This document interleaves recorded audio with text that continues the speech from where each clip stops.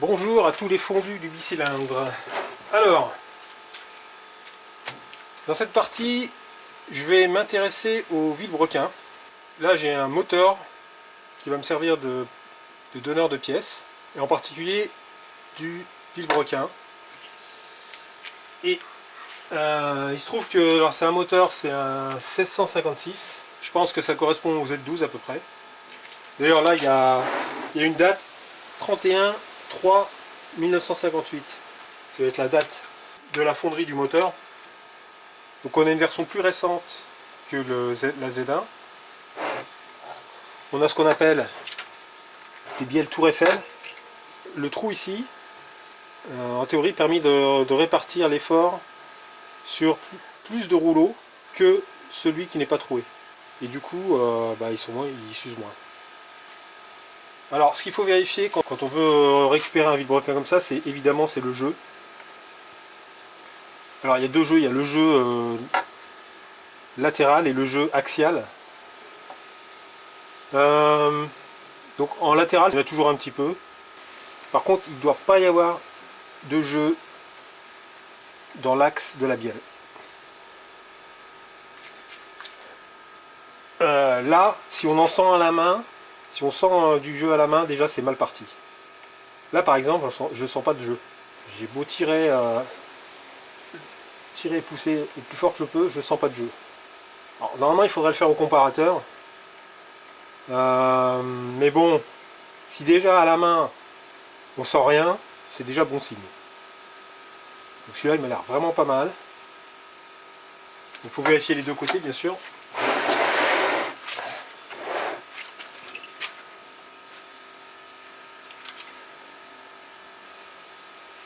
Alors des fois c'est pas évident, on croit qu'il y a du jeu, mais c'est du jeu latéral en fait. Il faut vraiment bien pousser dans l'axe. Ah là il y a peut-être un petit poil de jeu. C'est presque imperceptible, mais là je pense qu'il y a du jeu. En tout cas là je sens quelque chose. De l'autre côté je sens vraiment rien. Par rapport à l'autre vilebrequin, du côté qui n'était pas cassé, je sentais nettement le jeu. Là, il faut vraiment se concentrer pour le sentir, quoi. Donc pour moi ce vilebrequin est un bon vilebrequin d'occasion. Pas neuf évidemment, mais pour ce que je veux faire c'est parfait. Donc je vais m'attaquer au démontage. Hein. Bon, ça fait même pas 2 minutes que j'ai commencé que déjà je me refilme. C'est juste pour vous montrer une petite astuce. Parce que là le volant moteur a été déposé. Donc je peux pas le bloquer avec mon outil. Donc une astuce c'est de mettre une clé. Voilà. Et là je suis bloqué. Là. Donc là je vais pouvoir démonter. Évidemment, faut pas faire ça pour serrer à bloc la vis de poulie. Hein. Parce que là on va tout abîmer.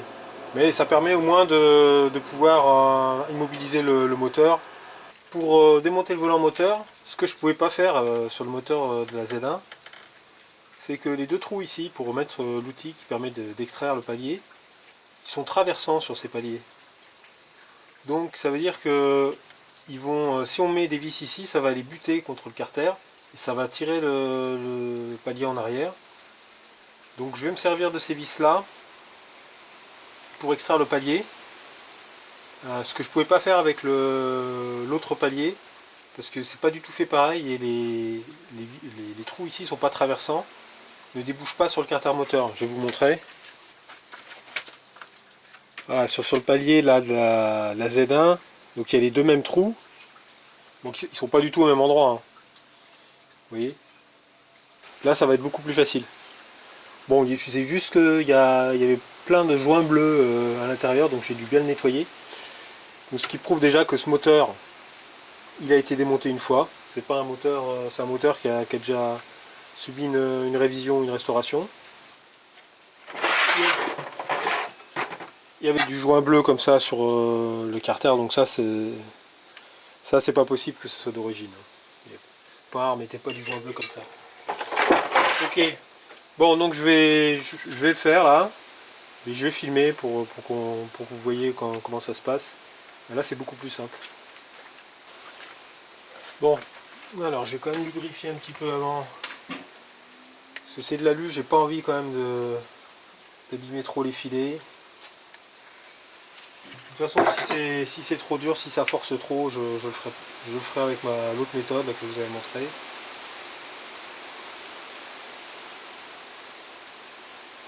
Mais normalement, ça devrait marcher comme ça.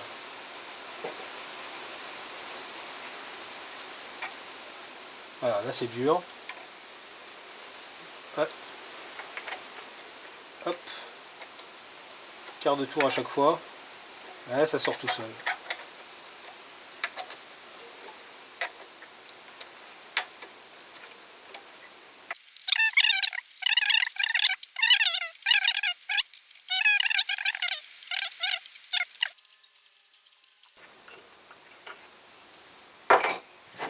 Bon, le problème de sortir le volant moteur comme j'ai fait en vissant les deux vis par les trous prévus pour l'extracteur, moi j'aime pas trop cette méthode, juste pour une raison, vous allez la voir tout de suite, c'est que ça a tendance à marquer la face du carter. Donc ouais, bon là je m'en fous un peu parce que ce carter là je vais pas le récupérer, mais bon, c'est toujours un peu embêtant. Est-ce qu'elle est votre trace? Alors voilà. Bon, je l'ai fait 2 fois en plus parce que je l'ai repoussé une deuxième fois quand il était à l'horizontale. Alors le vilebrequin. Alors, ce qui est sûr, c'est que ce vilebrequin a déjà été démonté et a déjà été révisé. On voit bien les larmiers sont marqués là. Ils sont légèrement gondolés. Donc, alors je sais pas si ça a été, s'ils ont été déclipsés et reclipsés. Je sens pas de jeu. Mais en tout cas, ce qui est sûr, c'est qu'ils ont déjà été grattés et il n'y a absolument rien dans les larmiers. Il n'y a rien du tout. Donc, je sais pas, je me rappelle plus du tout d'où j'ai ce moteur. En tout cas, c'est le moteur que j'ai depuis plus de 25 ans, ça c'est sûr. Donc, je me rappelle plus où je l'ai récupéré. Mais ce qui est sûr, c'est que c'est un moteur qui a été refait. Et qui a été... Bon, déjà, je l'ai vu quand j'ai ouvert le moteur, il y avait du joint bleu partout. Et maintenant ça confirme avec le fait que les larmiers soient propres. Est-ce qu'il a roulé après avoir été refait? Je sais pas. En tout cas, s'il a roulé, il n'a pas roulé beaucoup parce que les larmiers n'ont pas eu le temps de se remplir. Non, mais il y a vraiment un petit poil quand même là. Un petit poil. Donc je pense que c'est quand même une bonne nouvelle parce que si la personne qui a refait le moteur elle a bien refait, en tout cas elle a bien nettoyé. Bon, à part qu'elle a abîmé les larmiers, ça c'est un peu dommage. Je sais pas, ils ont dû être démontés les larmiers, je pense. En tout cas, il n'y a pas de saleté du tout. Alors il faut aussi tirer très fort sur la bielle et regardez si on sent que les roulements sont marqués. Là je sens rien.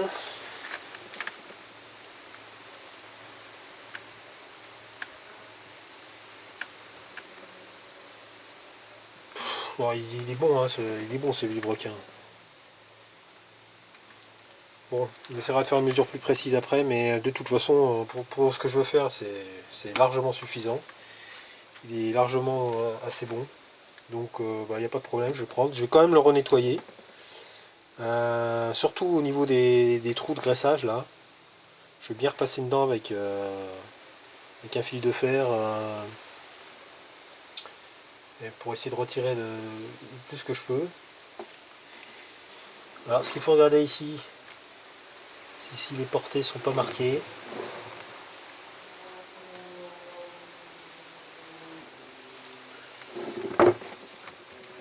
Pareil de l'autre côté.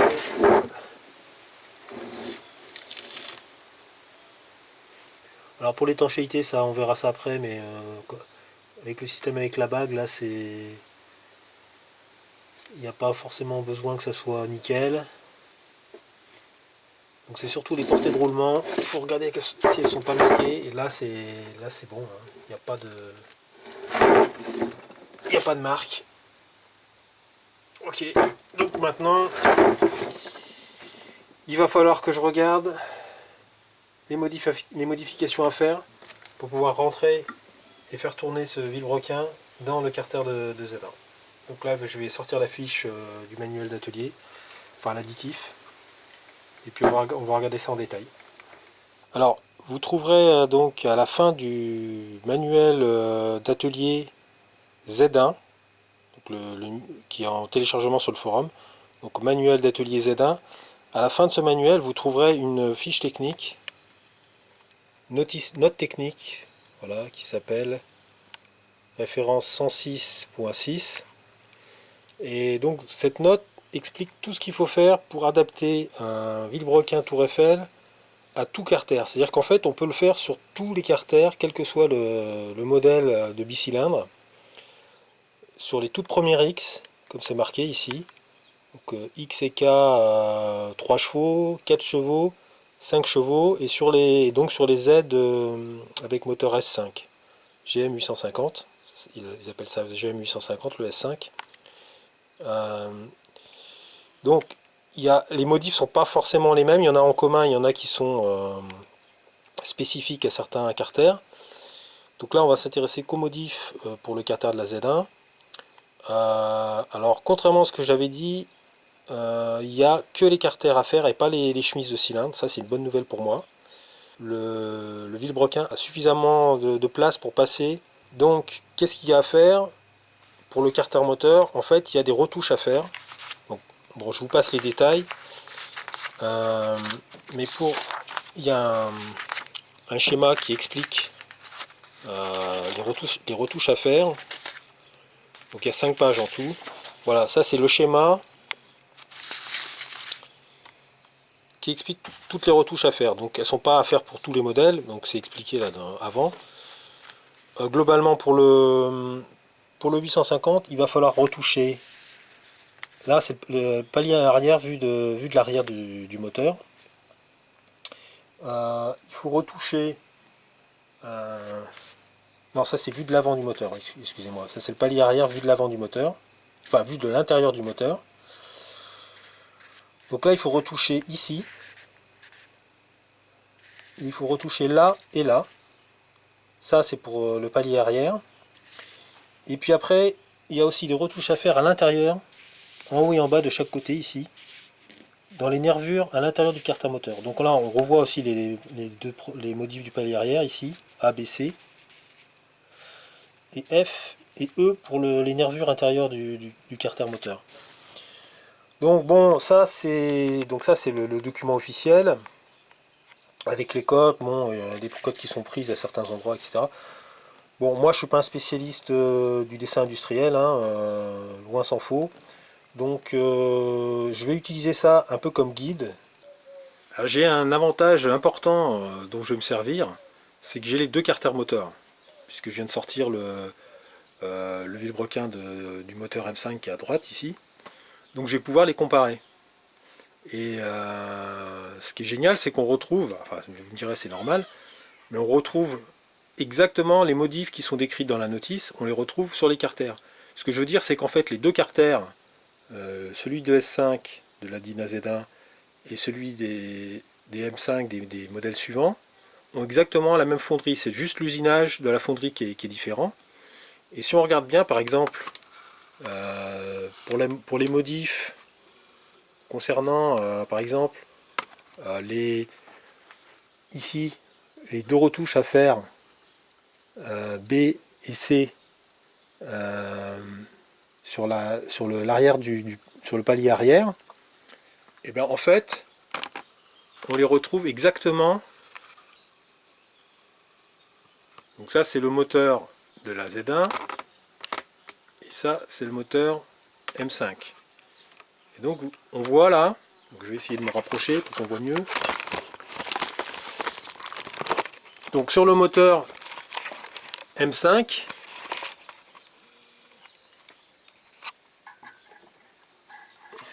On voit ici par exemple, il y a une encoche ici qui correspond en fait à la modif C sur la notice technique. Et je regarde ici sur le S5, il n'y a pas cette encoche. Donc il va falloir que je fasse exactement l'encoche qui est sur l'autre moteur, il va falloir que je la fasse ici. Donc j'ai un modèle, il suffit que je recopie le modèle, c'est tout simple en fait. Voilà, on le voit bien ici l'encoche. Et là, pas d'encoche. Donc je vais refaire les mêmes usinages qui ont été faits en usine sur le carter d'origine. Et ça devrait bien se passer. Voilà. Je vais commencer par faire le dégagement B qu'on voit ici. Donc qui correspond à cette encoche ici. Donc je vais prendre les cotes et je vais les reporter sur l'autre moteur. Donc approximativement on n'est pas au millimètre. Ça c'est la cote C.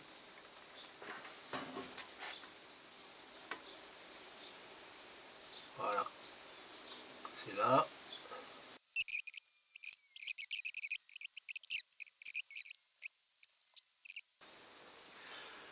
Voilà, je sais pas si on voit bien. Donc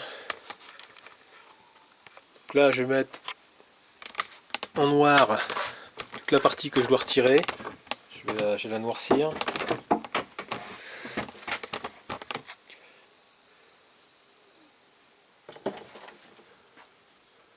Voilà.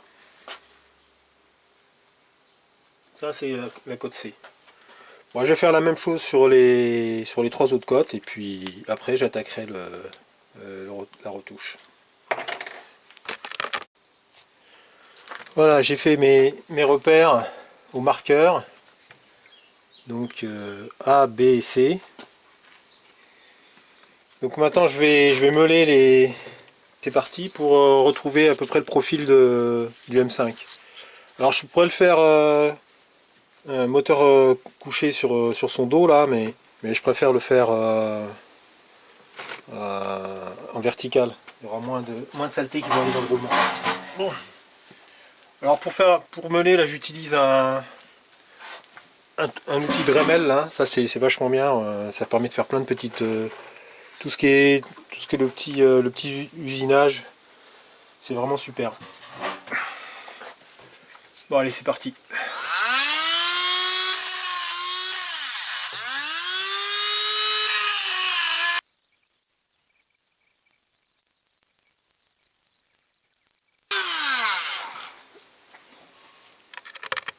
Bon j'ai changé de pierre parce que ça allait vraiment pas assez vite.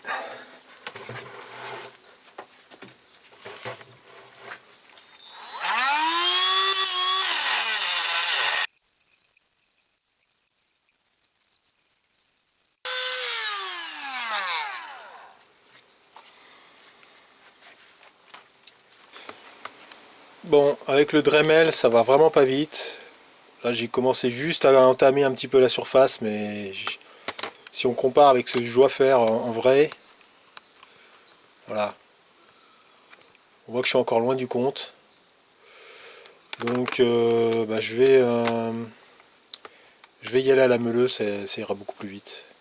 Bon, j'ai pas été assez profond encore, mais je vais y aller doucement. Donc au niveau du plan de joint là c'est bon. Maintenant il faut que je descende plus profond. Voilà, j'ai le modèle là. Donc on n'y est pas encore là.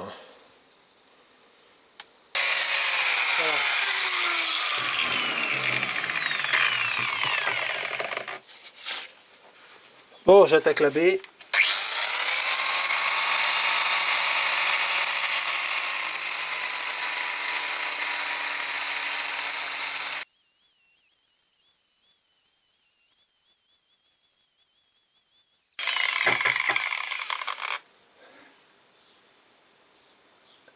Ouais, c'est pas mal. Bon, je vais quand même pas aller plus loin. Enfin, je vais refaire un tout petit peu, mais je vais pas aller trop loin parce que si je préfère refaire une deuxième fois qu'aller trop loin.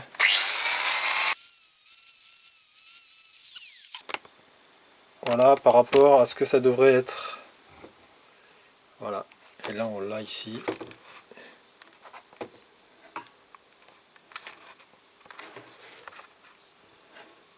Voilà. Et moi j'ai fait ça. Bon, là on n'a pas le même angle, hein, donc c'est difficile de se rendre compte, mais je suis pas mal, c'est pas mal. Voilà l'encoche A que j'ai faite. Bon, elle est pas très belle, hein. J'ai eu du mal avec la meuleuse parce que le diamètre est un peu trop grand, donc je pouvais pas vraiment faire la largeur que je voulais. J'ai fini au Dremel. Bon, je pense que la matière que j'ai retirée c'est suffisant. Voilà d'origine l'encoche qu'il doit avoir, hein. Donc bon, ça c'est l'encoche point hard et ça c'est l'encoche point ordinateur. Bon, cherchez l'erreur. Mais bon, ce que je vais faire, c'est que je vais essayer de mettre le vilebrequin. Si ça passe, ben super, on arrête là. Si ça passe pas, je vais regarder les points qui gênent et puis je vais les marquer et je vais finir de meuler à cet endroit-là. Bon, évidemment, avant de mettre le vilebrequin, je vais quand même souffler toute la limaille. Attention les yeux. Ok. Bon, allez.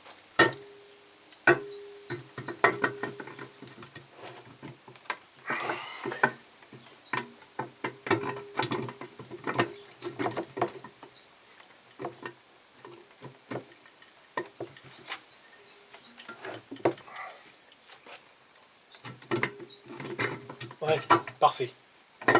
Bon, bah, c'est pas la peine d'aller plus loin. Donc là, je peux rentrer le vilebrequin. Maintenant, il faut que je fasse les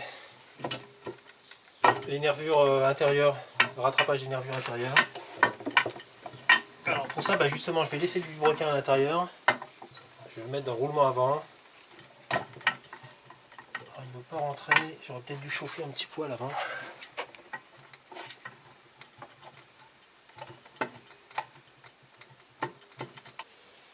Bon, il y a un problème, c'est que le vilebrequin ne rentre plus dans son roulement avant maintenant. Je pense qu'il doit y avoir un appairage entre le roulement et le vilebrequin. Et là, visiblement, il est trop gros. J'ai chauffé un peu le roulement pour essayer de le mettre, mais ça rentre pas mieux. Donc là, j'ai un problème parce que il faut que je récupère le roulement de l'autre moteur. Et comme la dernière fois, j'étais pas arrivé à le sortir, je sais pas trop comment je vais faire. Même si j'arrive à le sortir sur l'autre moteur, j'étais pas arrivé à le sortir sur celui-ci, donc je sais.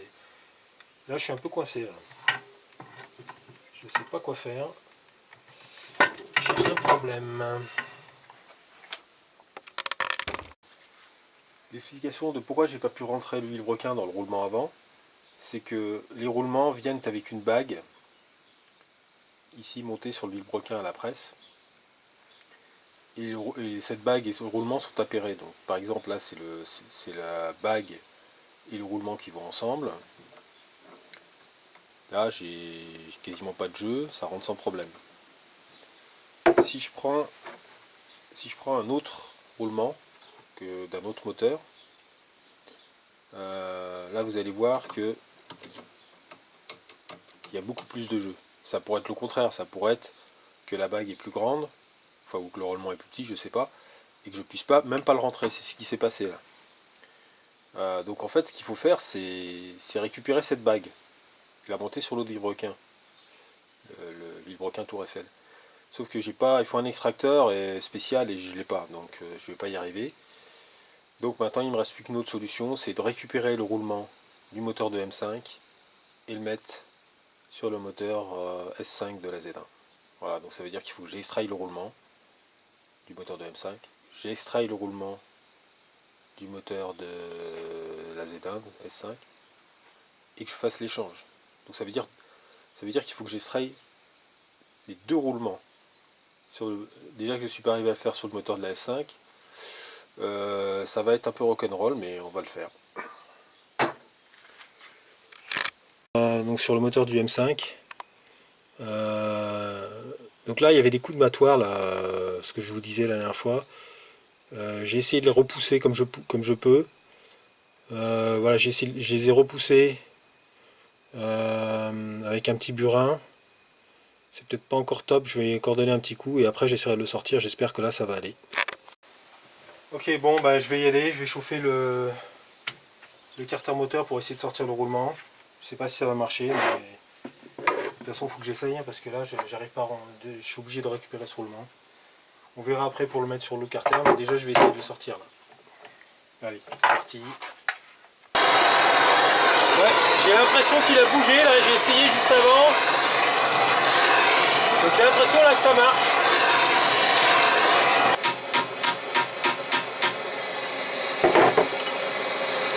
Ah, il descend. Il descend.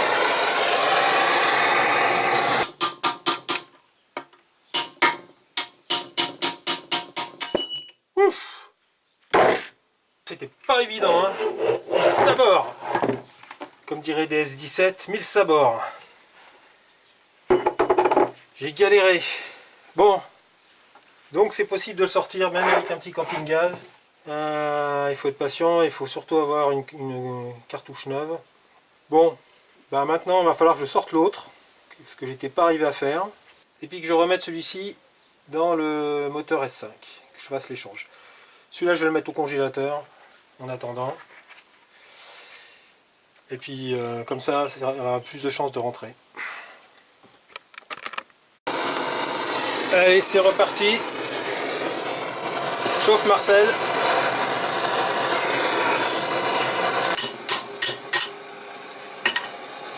Ah, il a bougé un petit peu. Allez, on continue. Allez, c'est bon, il a bougé.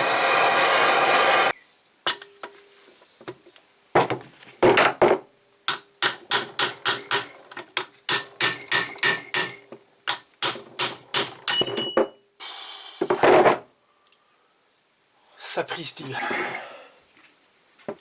Oh la vache.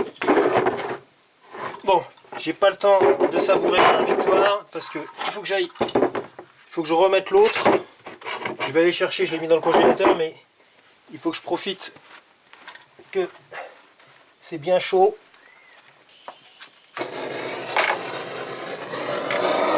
Voilà. Bien chauffé.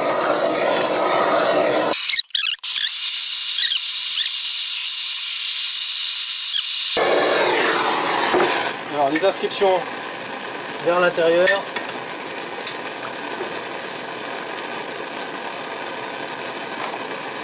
Voilà, il y a un coup de maillet. Alors là il faut.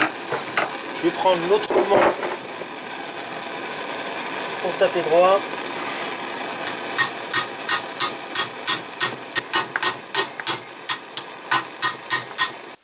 Donc il ne faut pas qu'il y ait de jour, hein. Donc là je pense que c'est bon. Là il a fort bien. Alors par contre, là où je suis pas très fier de moi, c'est qu'à un moment donné j'ai donné un coup de marteau sur le plan de joint. On le voit ici. Bon, c'est pas catastrophique, mais bon, c'est pas joli quand même. J'aurais pu éviter. Mais bon, c'était super dur à faire. Je pense que c'est parce que je chauffe pas assez en fait. Mais là, là on est bien là parce qu'il n'y a pas de jour. Il est bien dans le fond du logement. Alors le carter est brûlant, donc je vais mettre des gants. Parce que le truc quand on chauffe, c'est que c'est tout le carter qui chauffe. C'est pas juste l'endroit où on chauffe. C'est ça le truc. Et donc tant que le carter n'est pas monté en température,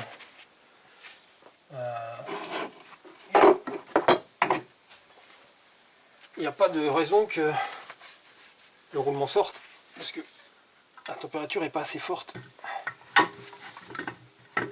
Je commence à être un pro pour rentrer et sortir des vide-broquins. Bon, je dis ça, et puis là évidemment j'y arrive pas. Voilà. Bon voilà, là ça rentre tout seul dans le roulement arrière. Bon, dans le roulement avant. Donc je vais mettre le palier arrière.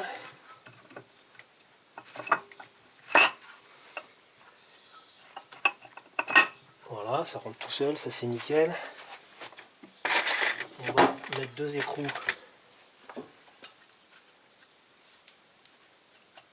pour le fixer.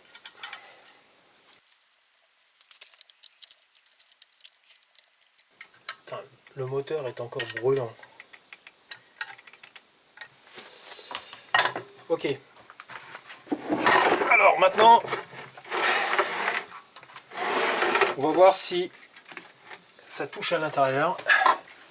Maintenant que les retouches du palier arrière sont faites, il me reste les retouches des nervures de l'intérieur du carter moteur.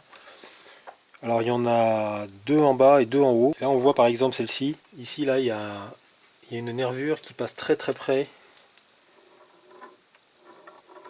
de la bielle. Alors si je mets la bielle à peu près au niveau du piston dans le cylindre, il y a un petit peu de marge, mais il y a 3 fois rien quoi. Donc je vais reprendre ces nervures comme c'est marqué dans le manuel, même si c'est pas grand chose. Et la même chose de l'autre côté. Je vais essayer de mettre bien au milieu. Voilà, là je suis à peu près au milieu. Bon, ça passe hein, pour l'instant. De toute façon, je vais vérifier par rapport à l'autre moteur pour voir à peu près comment est la nervure et je vais la mettre au même niveau. Il y a la même chose avec la nervure qui se trouve ici. Donc on voit difficilement. Mais c'est pareil, bon c'est... on a de la marge quand même. Donc je vais vérifier les nervures du bas et les nervures du haut sur l'autre carter et je vais les reproduire à l'identique sur ce carter là. Donc là il n'y a vraiment pas beaucoup de matière à retirer, ça devrait aller assez vite. Je peux pas utiliser la meuleuse, donc je vais y aller à la main.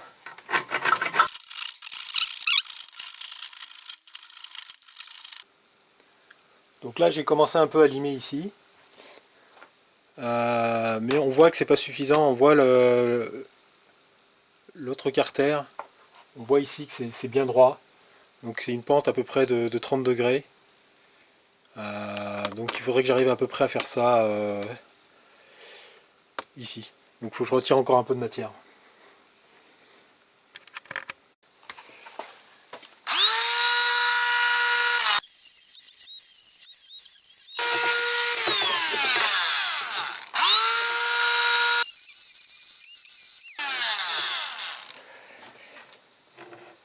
Voilà, là c'est pas mal, on va faire la même chose de l'autre côté.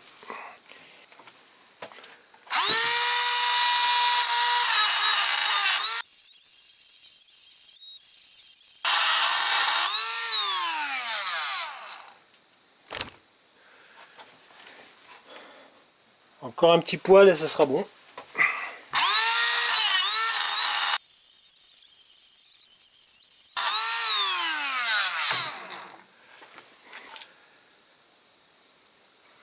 Voilà, bon là je pense que la pente est pas mal. On va regarder par rapport à l'autre carter ce que ça donne.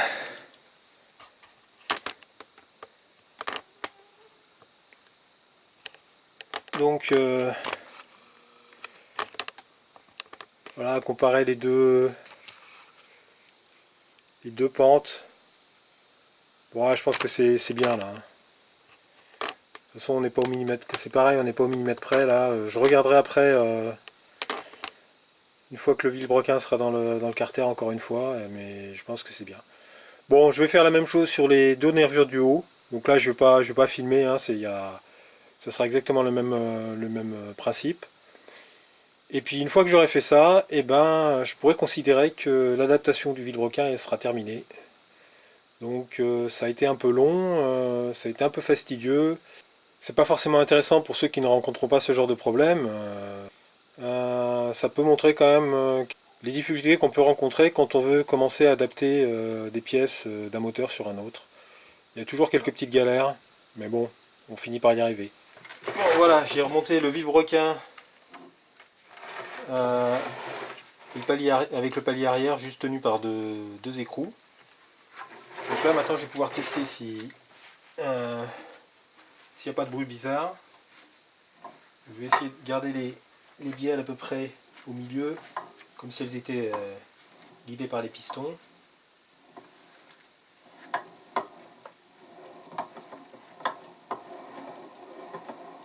Ah bah c'est bon.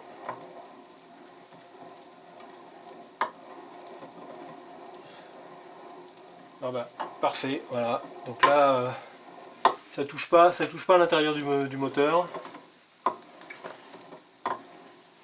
Je pense que les nervures ont bien été ébavurées. Ouais, là c'est bon là. Voilà, bon donc ça clôture l'adaptation du vilebrequin Tour Eiffel au moteur S5 de la Z1. Donc voilà, donc j'ai fait toutes les transformations qu'il fallait pour pouvoir l'adapter. Donc là où j'ai le plus galéré, bah, c'est pour le roulement avant, hein, parce que j'étais obligé de récupérer le roulement. Parce qu'ils sont appairés avec la cage, comme je vous ai expliqué. Donc il a fallu que j'arrive à sortir ce roulement. J'ai fini par y arriver, mais c'est très très long avec la lampe à souder camping gaz. Bon, enfin, on finit par y arriver, c'est le principal. Donc voilà, maintenant il me reste encore tout ce qui est cylindre et piston. Donc ça sera l'objet des prochaines séries. Mais pour ce qui est le vilebrequin, c'est terminé. Là, enfin, c'est terminé pour l'adaptation. Maintenant, après, il y a tous les réglages à faire, mais ça, on verra ça après. Maintenant, on se retrouve dans un schéma classique, comme si on était sur un moteur M5. Donc, sauf qu'on a un carter de Z1, c'était le but en fait, c'était d'avoir l'aspect de l'origine. Mais un vilebrequin Tour Eiffel avec le trou. Bon bah voilà, j'espère que j'ai été clair dans mes explications, c'était un peu compliqué. Bon, ça n'a pas forcément intéressé tout le monde parce que c'est une adaptation qui est un peu spéciale. D'habitude on fait pas ça, d'habitude on restaure le moteur de sa voiture et on s'amuse pas à mettre des pièces d'un autre moteur dedans. Mais bon, je voulais le faire pour le plaisir d'avoir un moteur d'origine que je pourrais remettre dans la voiture ou dans une autre Z1. Bon, bah merci de me suivre et puis à bientôt. Au revoir.